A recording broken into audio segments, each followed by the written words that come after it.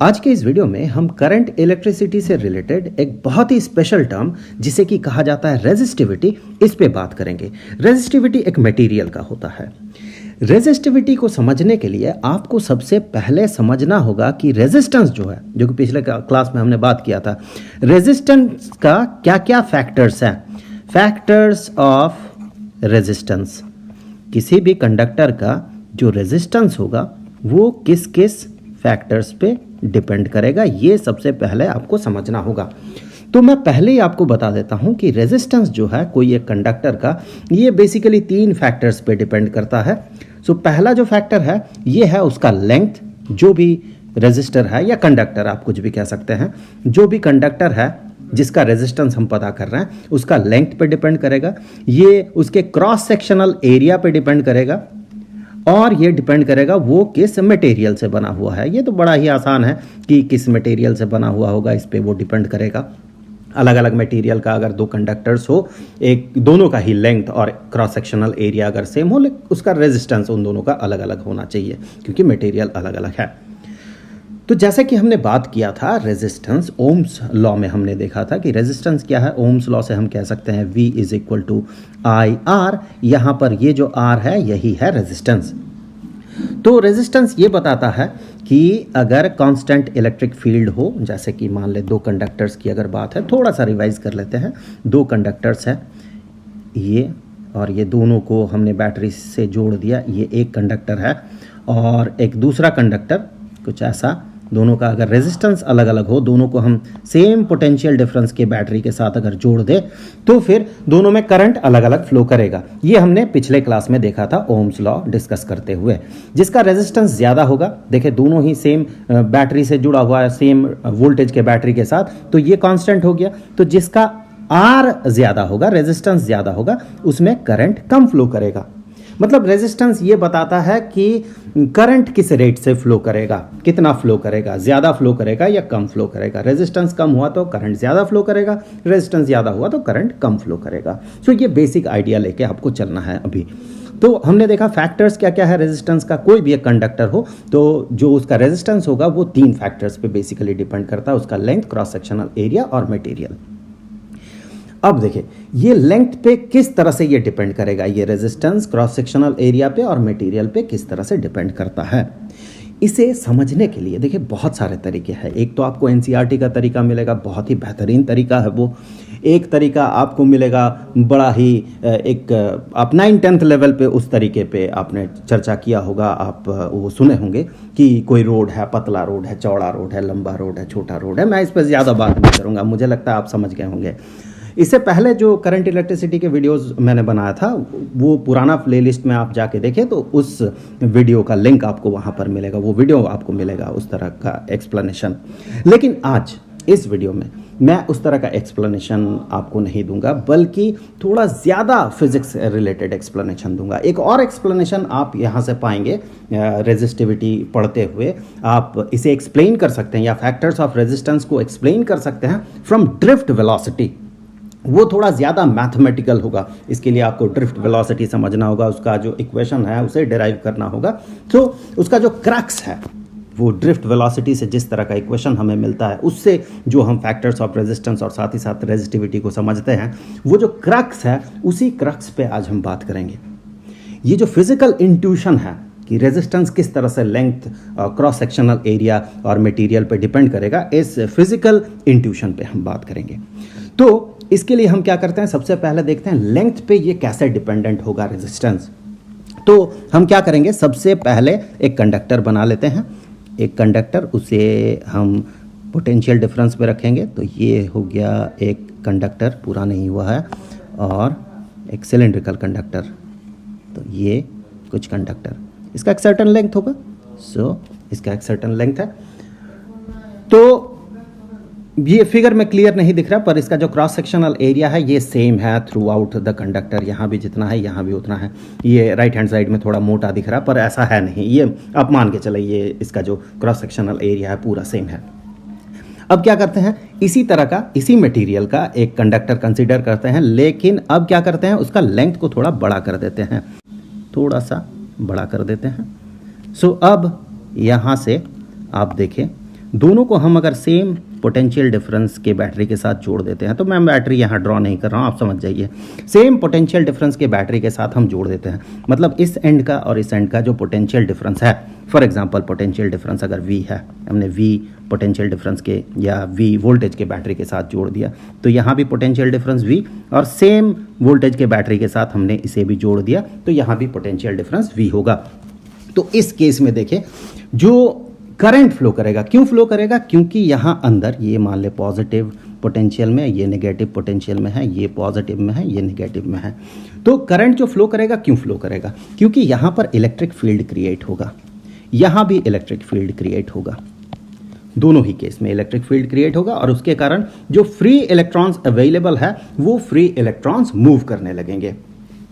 अब यहाँ पर देखने वाली बात यह है कि जो इलेक्ट्रिक फील्ड यहाँ बनेगा और जो इलेक्ट्रिक फील्ड यहाँ बनेगा, क्या दोनों का मैग्नीट्यूड सेम होगा?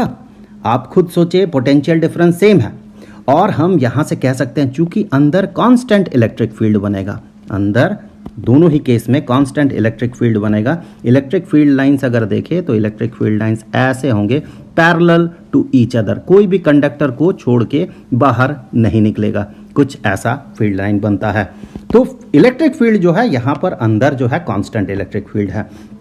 अब कांस्टेंट इलेक्ट्रिक फील्ड, उसका डायरेक्शन देखिए, बिल्कुल ये जो पॉजिटिव टर्मिनल है और ये नेगेटिव टर्मिनल है, बिल्कुल आप देखिए यहाँ से ऐसे पैरेलली इलेक्ट्रिक फील्ड लाइंस बाहर निकलेंगे और यहाँ से हम कह सकते हैं चूंकि इलेक्ट्रिक फील्ड कांस्टेंट है और यहाँ से यहाँ पहुँचते हुए जो पोटेंशियल डिफरेंस होगा, उस पोटेंशियल डिफरेंस को अगर हम इलेक्ट्रिक फील्ड के साथ इंटर रिलेट करें तो आप ये पाएंगे कि जो पोटेंशियल डिफरेंस है ये बराबर होगा, मैं सिर्फ मैग्नीट्यूड की बात कर रहा हूँ, आप साइन पे ध्यान न दें, E इनटू जो लेंथ होगा इतना, क्योंकि कांस्टेंट इलेक्ट्रिक फील्ड है। तो यहाँ पर इलेक्ट्रिक फील्ड जो होगा, ये इलेक्ट्रिक फील्ड होगा V डिवाइडेड बाई L। तो यहाँ पर फर्स्ट केस में अगर देखें तो यहाँ से यहाँ तक का लेंथ अगर L1 होता है और सेकंड केस में यहाँ से यहाँ तक का लेंथ अगर L2 होता है, तो आप ध्यान से देखें यहाँ जो इलेक्ट्रिक फील्ड बनेगा, सो इलेक्ट्रिक फील्ड E1 अगर होता है और इस केस में इलेक्ट्रिक फील्ड अगर E2 होता है, तो E1 और E2 सेम नहीं होगा। E1 के केस में हम ये पाएंगे ये बराबर होगा V डिवाइडेड बाई L1 और E2 के केस में हम ये पाएंगे ये बराबर होगा V डिवाइडेड बाई L2। अब ध्यान से देखें, L2 जो है ये L1 से बड़ा है, तो ऑब्वियस सी बात है E1 जो है E2 से बड़ा होगा। अब E1 चूंकि E2 से बड़ा है तो आप समझ पा रहे हैं क्या होने वाला है। यहाँ पर जो भी फ्री इलेक्ट्रॉन्स हैं, ये फ्री इलेक्ट्रॉन्स, इस पे जो फोर्स लगेगा, इस केस में जो फोर्स लगेगा, ये फोर्स बड़ा होगा, ये जो फोर्स यहाँ पर अप्लाई होगा ये फोर्स कम होगा, इसका मैग्नीट्यूड कम होगा। क्यों कम होगा? क्योंकि E2 जो है E1 से छोटा है और हमें पता है यहाँ जो फोर्स लगेगा, जो भी force electrostatic force in electrons पे अप्लाई होगा, ये बराबर होगा जो भी इलेक्ट्रिक फील्ड होगा वहाँ पर और जो भी चार्ज्ड पार्टिकल है उसका चार्ज का मैग्नीट्यूड। तो Q के जगह आप यहाँ small letter E elementary charge लिख सकते हैं। तो चलिए, ये मेन मुद्दा यही है कि इलेक्ट्रिक फील्ड पे, E इलेक्ट्रिक फील्ड पे अगर Q चार्ज रखा जाए तो उस पर फोर्स इतना अप्लाई होता है E इंटू Q। तो ऑब्वियस ही बात है, चार्ज हर एक इलेक्ट्रॉन का मैग्नीट्यूड उनका सेम होगा, लेकिन इलेक्ट्रिक फील्ड वैरी कर रहा है। E1 जो है E2 से बड़ा है, तो ऑब्वियस सी बात है इस केस में फोर्स इन इलेक्ट्रॉन्स पे फोर्स इन इलेक्ट्रॉन्स के रेस्पेक्ट में ज़्यादा अप्लाई होगा। जब फोर्स ज़्यादा अप्लाई होगा तो ये ज़्यादा तेज़ी से मूव करेगा। इसका जो एवरेज वेलोसिटी होगा, देखिए आपको लग सकता है एक्सीलरेटेड होगा, ये कांस्टेंट फोर्स अप्लाई हो तो वो एक्सीलरेटेड होगा, लेकिन यहाँ पर चूंकि ये एक्सीलरेटेड होता है फिर रुकता है फिर एक्सीलरेटेड होता है, तो हमें एक एवरेज वेलोसिटी दिखता है। तो चूंकि E1 के केस में यहाँ फोर्स ज़्यादा है तो उसका एवरेज वेलोसिटी ज़्यादा होगा। अगर E1 E2 का दुगना होगा तो फिर यहाँ जो एवरेज वेलोसिटी होगा वो एवरेज वेलोसिटी दुगना होगा। तो हम कह सकते हैं चूंकि एवरेज वेलोसिटी दुगना हो जाएगा तो करंट भी दुगना हो जाएगा। ये अगर डबल स्पीड से मूव करने लगे इलेक्ट्रॉन्स तो ऑब्वियस सी बात है double amount of charge cross करेगा किसी भी क्रॉस सेक्शन को। तो यहाँ पर अगर मैं क्रॉस सेक्शन एक ड्रॉ करता हूँ, कुछ यहाँ ड्रॉ कर लेता हूँ मैं क्रॉस सेक्शन कुछ ऐसा, और यहाँ भी एक क्रॉस सेक्शन मैं ड्रॉ कर लेता हूँ कुछ ऐसा। तो अगर डबल तेजी से, यहाँ पर देखिए जो फ्री इलेक्ट्रॉन्स है उनका डेंसिटी सेम है, यहाँ भी जिस डेंसिटी से होगा यहाँ भी उसी डेंसिटी से होगा, क्योंकि हमने मटेरियल सेम कंसिडर किया है। क्रॉस सेक्शनल एरिया भी अगर सेम हो तो यहाँ से देखिए, अगर मैं ये देखता हूँ कि चूंकि इसका डबल स्पीड है तो मान ले 1 सेकंड में मान लेते हैं कि 2 सेंटीमीटर मूव कर रहा है यहाँ पर इलेक्ट्रॉन्स, और यहाँ 1 सेकंड में 1 सेंटीमीटर मूव कर रहा है इलेक्ट्रॉन। तो आप ये पाएंगे कि इस रीजन में 1 सेंटीमीटर थिकनेस वाला रीजन में जो भी इलेक्ट्रॉन्स है ये सारे इलेक्ट्रॉन्स 1 सेकंड में क्रॉस करेगा, और यहाँ पर 2 सेंटीमीटर थिकनेस वाले रीजन में जितने भी फ्री इलेक्ट्रॉन्स हैं ये सारे फ्री इलेक्ट्रॉन्स 1 सेकंड में क्रॉस करेंगे। क्योंकि यहाँ इलेक्ट्रिक फील्ड डबल है, हेंस जो एवरेज वेलोसिटी है वो डबल हो गया है। तो यहाँ से हम समझ सकते हैं कि v कांस्टेंट हो तब भी अगर लेंथ को हम आधा करते हैं, यहाँ देखिए लेंथ कम है, लेंथ को आधा करते हैं तो इलेक्ट्रिक फील्ड डबल हो जाता है। इलेक्ट्रिक फील्ड डबल हो जाता है तो जो फोर्स है वो डबल हो जाता है, यहाँ अप्लाई फोर्स डबल हो जाता है। जब फोर्स डबल हो जाता है तो एवरेज वेलोसिटी डबल हो जाता है। जब एवरेज वेलोसिटी डबल हो जाएगा तो डबल अमाउंट ऑफ चार्ज किसी भी एक क्रॉस सेक्शन को क्रॉस करेगा, दैट मीन करंट डबल हो जाएगा। तो यहाँ से आप समझ सकते हैं कि जो करंट होगा ये इनवर्सली प्रोपोर्शनल होगा लेंथ के। देखिए लेंथ को हमने घटा दिया तो करंट बढ़ गया, लेंथ को आधा कर दिया तो करंट डबल हो गया। यहाँ पर लेंथ मान ले इसका आधा है, इसका आधा है मान लेते हैं, तो फिर करंट डबल हो जाएगा। So current is inversely proportional to the length, और चूंकि current is inversely proportional to resistance, current बढ़ाएंगे तो रेजिस्टेंस घटेगा, या फिर कहें रेजिस्टेंस घटाएंगे तो करंट बढ़ेगा, रेजिस्टेंस बढ़ाएंगे तो करंट घटेगा। तो इस रिलेशन से और इस रिलेशन से दोनों ही कांस्टेंट पोटेंशियल डिफरेंस का केस है, तो दोनों ही कांस्टेंट पोटेंशियल डिफरेंस में है। तो यहाँ से और यहाँ से, इन दोनों से हम कह सकते हैं कि जो रेजिस्टेंस है ये प्रोपोर्शनल होगा लेंथ के, क्योंकि करंट जो है इन्वर्सली प्रोपोर्शनल है लेंथ के, और करंट जो है इन्वर्सली प्रोपोर्शनल है रेजिस्टेंस के। तो ऑब्वियस सी बात है कि रेजिस्टेंस जो है ये प्रोपोर्शनल होगा लेंथ के। लेंथ को डबल कर दे, रेजिस्टेंस डबल हो जाएगा। बेसिकली रेजिस्टेंस यहाँ पर जो सेंस है कि वो रेजिस्ट कर रहा, रोक रहा है, एग्जैक्टली ऐसा नहीं है, नॉट एग्जैक्टली। ये बेसिक रीज़न आप शायद अभी समझ रहे होंगे कि क्या हो रहा है, कि वो इलेक्ट्रिक फील्ड जो है, जो ड्राइविंग फोर्स है, वही आधा हो जाता है, या वही कहें तो कम हो जाता है। इसीलिए हमें लगता है करंट कम हो जाता है तो हमें लगता है कि रेजिस्टेंस बढ़ गया, कोई इसे रोक रहा है, रोक नहीं रहा है। जो फैक्टर है, मेन फैक्टर है, ड्राइविंग फैक्टर है, वही घट जाता है। तो हम समझ चुके होंगे अब तक कि रेजिस्टेंस जो है ये लेंथ पे किस तरह से डिपेंडेंट है। अब आपको ये समझना होगा कि रेजिस्टेंस जो है ये एरिया पे, क्रॉस सेक्शनल एरिया पे किस तरह से डिपेंडेंट होगा। तो इसके लिए हम 2 कंडक्टर्स कंसीडर करेंगे, सेम मटेरियल से बना हुआ, सेम लेंथ का, लेकिन अब क्रॉस सेक्शनल एरिया को हम चेंज करेंगे। तो चलिए, ये पहला कंडक्टर हो गया, पहला कंडक्टर, और पूरा बना लेते हैं और इसे यहाँ से जोड़ देते हैं। तो ये ऐसे बन गया पहला कंडक्टर। अब दूसरा कंडक्टर क्या होगा, इसी लेंथ का होगा, लेकिन अब इसका क्रॉस सेक्शनल एरिया को चलिए डबल कर देते हैं। तो क्रॉस सेक्शनल एरिया अब हो गया डबल, दुगना क्रॉस सेक्शनल एरिया है। लेंथ उतना ही है, ध्यान दे, लेंथ उतना ही है, क्रॉस सेक्शनल एरिया हो गया डबल, और दोनों को सेम पोटेंशियल डिफरेंस के बैटरी के साथ हमने जोड़ दिया। तो पोटेंशियल डिफरेंस यहाँ पर जो है V है, और यहाँ पर भी V है। पिछले केस में हमने देखा था कि V जो है E के साथ रिलेटेड कुछ ऐसा होता है कि E को कह सकते हैं E is equal to V divided by L। सिर्फ मैग्नीट्यूड देखे, यहाँ पर साइन मत देखे। So V divided by L, दोनों का लेंथ सेम है, तो हम कहेंगे जो इलेक्ट्रिक फील्ड है यहाँ पर और यहाँ पर दोनों सेम है। क्यों? क्योंकि दोनों ही केस में ये लेंथ L है, तो ये भी लेंथ जो है, इसका भी लेंथ जो है ये भी L ही है। अब क्या होगा, देखिए करंट पे क्या असर पड़ेगा क्रॉस सेक्शनल एरिया बढ़ाने से। चलिए ध्यान से देखते हैं। तो यहाँ बहुत सारे फ्री इलेक्ट्रॉन्स हैं, यहाँ भी बहुत सारे फ्री इलेक्ट्रॉन्स हैं। सो हर फ्री इलेक्ट्रॉन में, चूंकि दोनों ही केस में इलेक्ट्रिक फील्ड सेम है, मैग्नीट्यूड सेम है, तो सेम अमाउंट ऑफ फोर्स लगेगा। जो एवरेज वेलोसिटी होगा वो सेम होगा दोनों ही केस में। तो यहाँ पर करंट को डिसाइड करने से पहले एक क्रॉस सेक्शन यहाँ कंसीडर कर लेते हैं, यहाँ भी एक क्रॉस सेक्शन कंसीडर कर लेते हैं।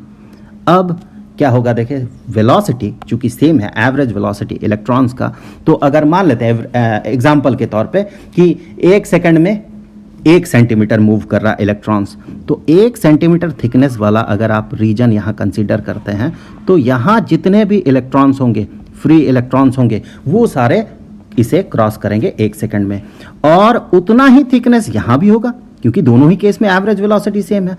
तो इस थिकनेस के रीजन में, इस पतला सा सिलिंड्रिकल जो रीजन है, यहाँ जितने फ्री इलेक्ट्रॉन्स हैं ये सारे 1 सेकंड में क्रॉस करेंगे। आप ध्यान से देखिए, क्रॉस सेक्शनल एरिया यहाँ जितना है उसका दुगना यहाँ है, मतलब नंबर ऑफ फ्री इलेक्ट्रॉन्स जो होगा इस केस में, नंबर ऑफ फ्री इलेक्ट्रॉन्स जो है ये ज़्यादा होगा, और इस केस में नंबर ऑफ फ्री इलेक्ट्रॉन्स जो है ये कम होगा। तो फ्री इलेक्ट्रॉन मूव करेगा तभी तो करंट क्रिएट होगा। तो फ्री इलेक्ट्रॉन्स का नंबर ही आधा हो गया इस केस में। इस केस में ये आधा फ्री इलेक्ट्रॉन्स है इसके रेस्पेक्ट में। अगर यहाँ n फ्री इलेक्ट्रॉन्स है उस रीजन में तो ये n divided by 2 free electrons है यहाँ पर। तो आप खुद सोच ले, करंट इस केस में जो होगा, करंट इस केस में आधा बन जाएगा। तो आधा क्यों बना? क्योंकि क्रॉस सेक्शनल एरिया आधा है तो करंट आधा हो गया। क्रॉस सेक्शनल एरिया आधा होने के कारण अवेलेबल फ्री इलेक्ट्रॉन्स आधा हो गया, इसीलिए यहां पर जो करंट है वो आधा हो गया।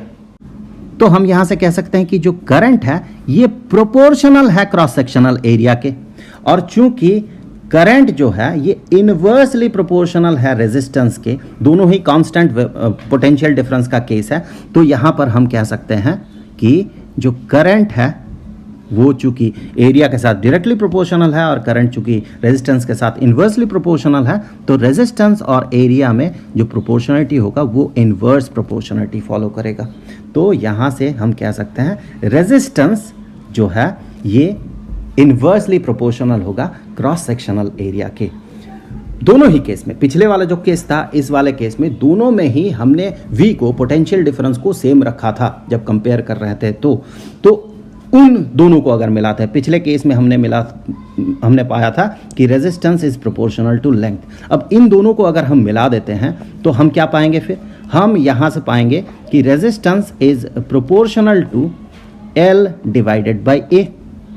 अब आप देखिए, ये प्रोपोर्शनलिटी साइन को अगर हम हटाते हैं तो हम यहां पर एक कांस्टेंट ऑफ प्रोपोर्शनलिटी इंट्रोड्यूस करेंगे। So resistance is equal to constant of proportionality rho into L divided by A। और यही जो कांस्टेंट ऑफ प्रोपोर्शनलिटी है इसी को हम कहते हैं रेजिस्टिविटी। रेजिस्टिविटी एक मटेरियल का होता है, एक बॉडी का नहीं होता है, एक मटेरियल का होता है, और ये डिपेंड करता है उस मटेरियल पे, उसके लेंथ पे या क्रॉस सेक्शनल एरिया पे नहीं, उस मटेरियल पे डिपेंड करता है। कैसे उस मटेरियल पे डिपेंड करता है, इसका अगर फिजिकल इंट्यूशन आपको लेना है तो यहाँ एक छोटा सा डेमोन्स्ट्रेशन करते हैं कि हम अब कंसीडर करेंगे दो कंडक्टर्स सेम थिकनेस का, that mean same cross sectional area का और सेम लेंथ का। तो यहाँ दो कंडक्टर्स और दोनों को हम जोड़ देंगे सेम पोटेंशियल डिफरेंस के बैटरी के साथ। तो यहाँ पर ये हो गया पहला कंडक्टर, सेम लेंथ दोनों ही केस में, तो ये दूसरा कंडक्टर, इसका भी उतना ही लेंथ होगा, क्रॉस सेक्शनल एरिया भी उतना ही होगा। दोनों को हमने जोड़ दिया सेम पोटेंशियल डिफरेंस के बैटरी के साथ। तो यहाँ पोटेंशियल डिफरेंस V है, तो यहाँ भी पोटेंशियल डिफरेंस V है। दोनों ही केस में इसका जो लेंथ है ये सेम है। चूंकि पोटेंशियल डिफरेंस और लेंथ सेम है, इसके कारण होगा क्या, जो इलेक्ट्रिक फील्ड बनेगा, इलेक्ट्रिक फील्ड किसी भी पॉइंट में इसके अंदर, इलेक्ट्रिक फील्ड दोनों ही केस में जो है ये सेम इलेक्ट्रिक फील्ड बनेगा। हेंस जो भी फ्री इलेक्ट्रॉन्स यहाँ अवेलेबल है उन फ्री इलेक्ट्रॉन्स पे जो फोर्स अप्लाई होगा वो सेम होगा। अब फोर्स अप्लाई होगा वो सेम होगा, वैसे ये जो डायरेक्शन था फोर्स का था, इलेक्ट्रिक फील्ड का नहीं था, इलेक्ट्रिक फील्ड का डायरेक्शन इधर होगा। सो फोर्स जो होगा वो सेम होगा, हेंस जो एवरेज वेलोसिटी होगा इन फ्री इलेक्ट्रॉन्स का वो सेम होगा दोनों ही केस में। अब देखिए करंट पे क्या असर पड़ेगा, यहाँ पर उसके लिए हम क्या करते हैं, एक क्रॉस सेक्शन कंसिडर कर लेते हैं और यहाँ भी एक क्रॉस सेक्शन कंसिडर कर लेते हैं। अब देखिए चूंकि एवरेज वेलोसिटी दोनों में सेम होगा फ्री इलेक्ट्रॉन्स का, और हम एवरेज वेलोसिटी को एग्जांपल के तौर पे मान लेते हैं कि 1 सेंटीमीटर पर सेकंड है, तो 1 सेंटीमीटर थिकनेस वाला एक रीजन कंसीडर करें यहाँ पर, 1 सेंटीमीटर थिकनेस वाला रीजन यहाँ भी कंसीडर करें। दोनों ही केस में तो स्पीड सेम होगा इलेक्ट्रॉन्स का, चूंकि फोर्स बराबर लग रहा है। तो इस रीजन में जो भी फ्री इलेक्ट्रॉन्स होंगे, फॉर एग्जाम्पल यहाँ इतने फ्री इलेक्ट्रॉन्स हैं, इतने सारे फ्री इलेक्ट्रॉन्स हैं, लेकिन यहाँ पर फ्री इलेक्ट्रॉन्स का नंबर जो है वो कम है, डेंसिटी कम है, क्योंकि मटेरियल अलग अलग होगा। अलग अलग मटेरियल होगा तो फ्री इलेक्ट्रॉन्स का जो डेंसिटी होगा, number of free electrons in unit volume, वो तो अलग अलग होगा, मटेरियल ही अलग है। तो यहाँ पर देखिए ज़्यादा फ्री इलेक्ट्रॉन्स क्रॉस करेंगे एक क्रॉस सेक्शन को, यहाँ पर कम फ्री इलेक्ट्रॉन्स क्रॉस करेंगे इस क्रॉस सेक्शन को। दैट मीन करंट वैरी कर गया। वो करंट वैरी क्यों किया? क्योंकि मटेरियल अलग अलग है, इसके कारण number of available free electrons अलग अलग है, इसीलिए करंट जो है यहां पर वैरी कर रहा है। और यही प्रॉपर्टी है रेजिस्टिविटी, ये डिपेंड करता है पूरी तरह से मटेरियल पे। आगे के वीडियोस में हम और भी तरह तरह के तरीकों से रेजिस्टिविटी को समझने का कोशिश करेंगे और किस तरह से रेजिस्टेंस के अलग अलग फैक्टर्स है, लेंथ, क्रॉस सेक्शनल एरिया और ये जो रेजिस्टिविटी प्रॉपर्टी है वो, दैट मीन मटेरियल जो है डिसाइड करता है रेजिस्टेंस को, वो लेकिन तरीका जो होगा वो अलग अलग होगा। नेक्स्ट वीडियो में हम लोग NCERT का जो तरीका है उसे फॉलो करते हुए इसे समझने का कोशिश करेंगे। ये जो वीडियो था ये आपको और थोड़ा ज़्यादा फिजिकल इंट्यूशन देने के लिए था। तो आई होप कि ये वीडियो आपके लिए हेल्पफुल रहा होगा। आगे के वीडियोस में हम और भी अलग अलग मुद्दों पे बात करेंगे। तो मिलेंगे आपसे अगले वीडियो में, तब तक के लिए गुड बाय।